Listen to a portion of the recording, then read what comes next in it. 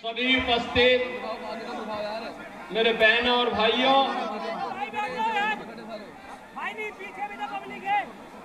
दिल्ली विधानसभा चुनाव की दृष्टि से आज मुझे आप सबके बीच में आने का अवसर प्राप्त हुआ है। बहनों और भाइयों, मैं जब दिल्ली विधानसभा चुनाव की दृष्टि से आया हूं तो नजदीक से मुझे यहाँ की सड़कों को भी देखने का अवसर प्राप्त हो रहा है। मैं कल ही रात्रि को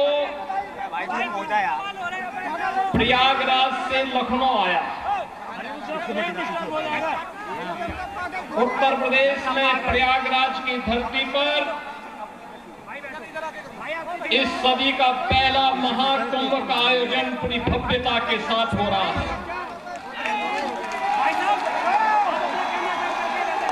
आप अनुमान करिए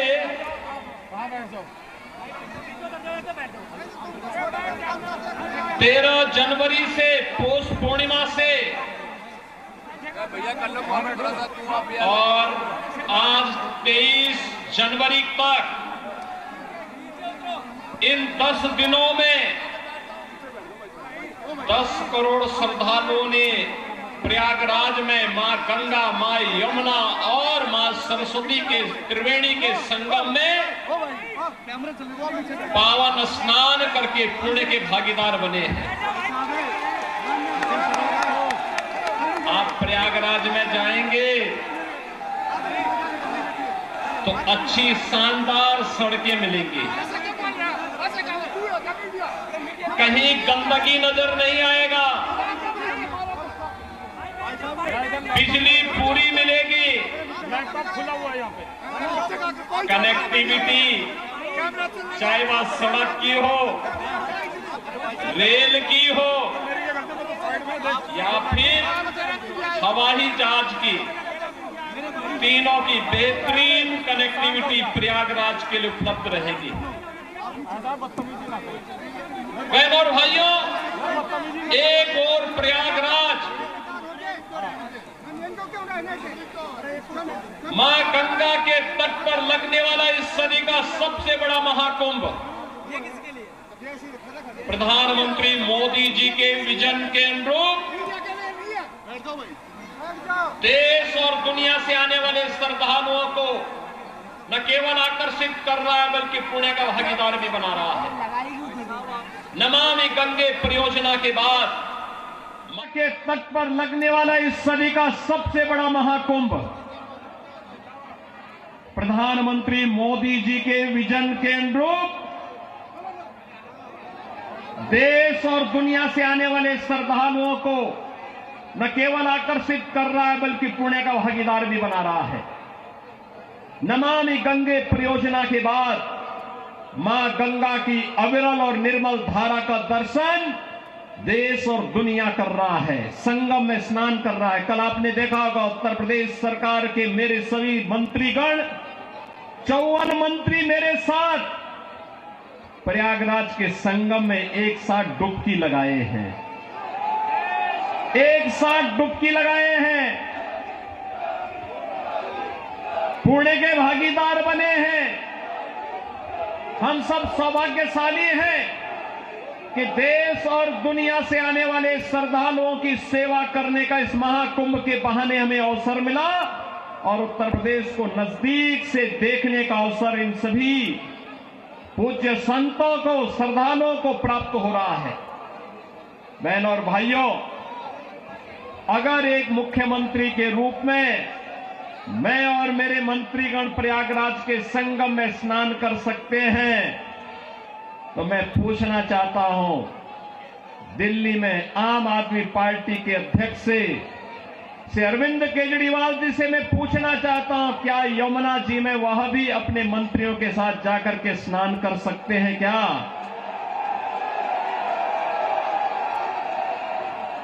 अगर उनमें नैतिक साहस है तो उनको इसका जवाब देना चाहिए। यमुना मैया को एक गंदे नाले के रूप में बदलने का अपराध क्या उन्होंने किया है कि नहीं किया है? और अगर वह व्यक्ति इस बात का अपराधी है तो फिर मुझे नहीं लगता है कि जनता जनार्दन की इस अदालत में उन्हें कोई माफी दी जानी चाहिए। वो माफी के हकदार नहीं हो सकते। बहनों और भाइयों, आज जब हम लोग दिल्ली की स्थिति को देख रहे हैं, ये राष्ट्रीय राजधानी है और राष्ट्रीय राजधानी में एनडीएमसी के क्षेत्र को छोड़ दें, शेष दिल्ली में क्या स्थिति है सड़कों की, शेष दिल्ली में क्या स्थिति है सीवर की, शेष दिल्ली में क्या स्थिति है स्वच्छता की और क्या स्थिति है पेयजल की। ये बुनियादी सुविधाएं होती हैं, ये बुनियादी सुविधाएं होती हैं। हर नागरिक का अधिकार होता है इन सभी सुविधाओं पर। याद करिए, आज से एक दशक पहले तक लोग याद करते थे, सुविधा प्राप्त करने के लिए दिल्ली आने की बात करते थे, सुविधाओं के लिए दिल्ली आते थे।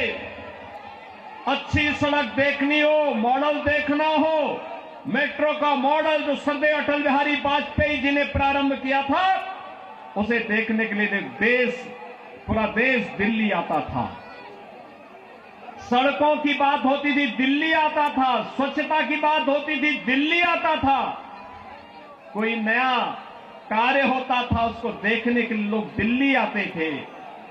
लेकिन बहनों और भाइयों, आज क्या स्थिति है? क्या बना दिया है? सड़क पे गड्ढा है या गड्ढे में सड़क है, कोई पता ही नहीं लग रहा है। मैं जब से चल रहा हूं यही दिल्ली के अंदर देख रहा हूं।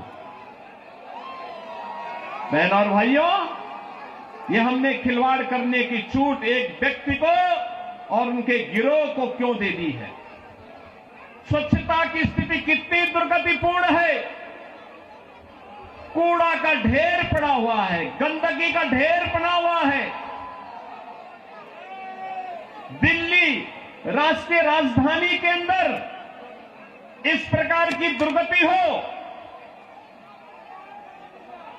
सीवर बह रहा सड़कों पर, हमारे वाहनों को भी उसी सीवर के बहते हुए सीवर से गुजरना पड़ा। और अभी तो पेयजल का भीषण संकट आने वाला है। दिल्ली में आम आदमी पार्टी की सरकार का पाप का भुक्तभोगी हमारी पावन मथुरा वृंदावन के श्रद्धालुओं को और संतों को भी उठाना पड़ता है। वहां मां गंगा एक गंदे नाले में बदल करके जाती है।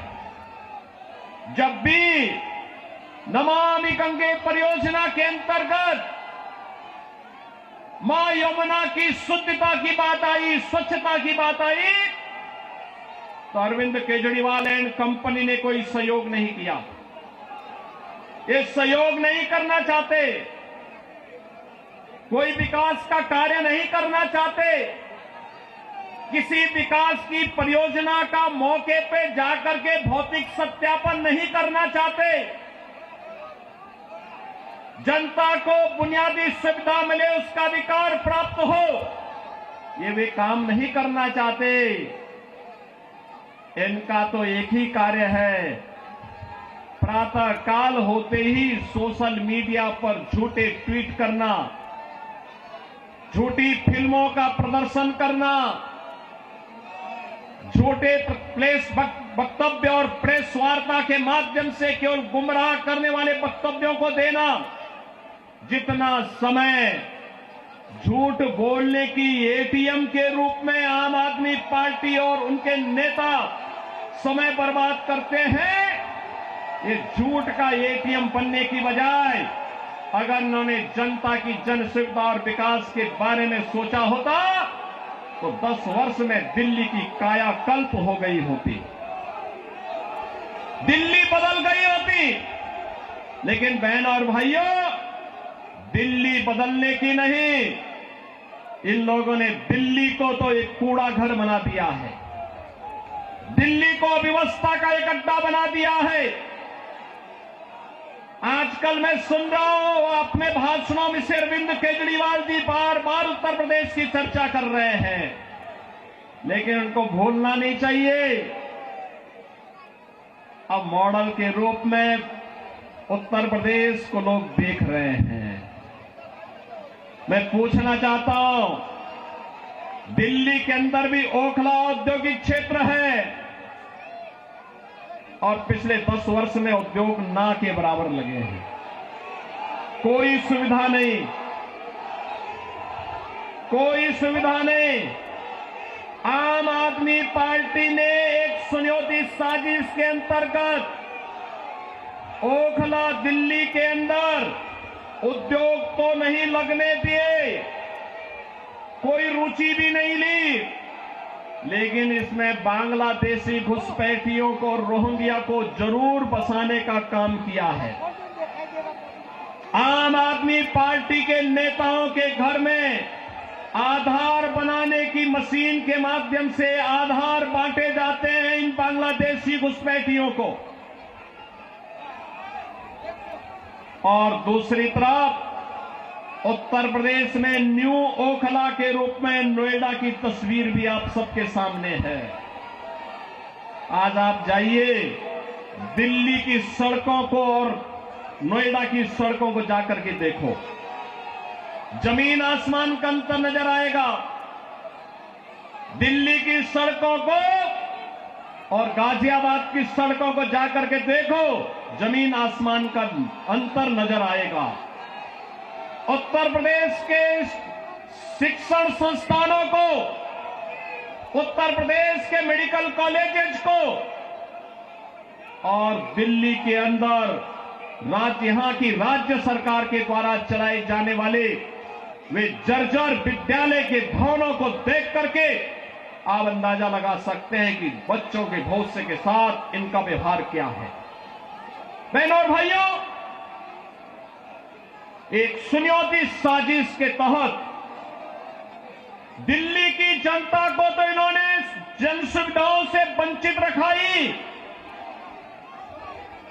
साथ साथ राष्ट्रीय सुरक्षा के साथ खिलवाड़ भी इन्होंने उन अपने शरारत भरी कृत्यों से किया है।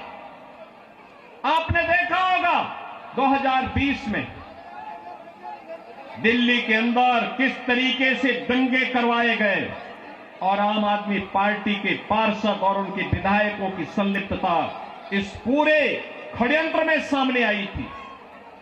ये लगातार राष्ट्रीय सुरक्षा के साथ खिलवाड़ कर रहे हैं। स्वाभाविक रूप से जो अपने गुरु सरदे अन्ना हजारे को धोखा दे सकता हो, वह व्यक्ति जनता को भी धोखा देने में माहिर होगा। देश को भी धोखा दे रहे हैं, जनता जनार्दन को भी धोखा दे रहे हैं। लगातार अपने वक्तव्यों के माध्यम से ऐसे ऐसे वक्तव्य जारी कर रहे हैं जिसमें अब मैं विश्वास के साथ कह सकता हूं कि दिल्ली की जनता आने वाली नहीं है, और मैं यही अनुरोध करने के लिए आया हूं। बहनों और भाइयों, मैं आपको एक बात और कहना चाहता हूं, मैं आपसे एक बात और कहना चाहता हूं। जो यहां पर आम आदमी पार्टी की सरकार और आम आदमी पार्टी जो लगातार कह रही है, ये लगातार एक बात को कह रही है कि इन्होंने यहां पर बिजली दी है। बहनों और भाइयों, एनडीएमसी का क्षेत्र जहां बिजली मिलती है 24 घंटे, वह गृह मंत्रालय और शहरी विकास मंत्रालय भारत सरकार के अंतर्गत आता है। देश के किसी भी बड़े उपभोक्ता के लिए अगर है, मैं कह सकता हूं उत्तर प्रदेश की आबादी 25 करोड़ की है। हर जिला मुख्यालय को 24 घंटे की बिजली आज के दिन पर हम दे रहे हैं, लेकिन 24 घंटे बिजली यहां पर नहीं दे पा रहे हैं। बहनों और भाइयों, मैं केवल आपसे एक बात कहना चाहता हूं, जो लोग आपके साथ खिलवाड़ कर रहे हैं, आपको जन सुविधाओं से वंचित कर रहे हो, दिल्ली की पूरी तस्वीर को बदसूरत कर रहे हो, राष्ट्रीय सुरक्षा के साथ खिलवाड़ कर रहे हो,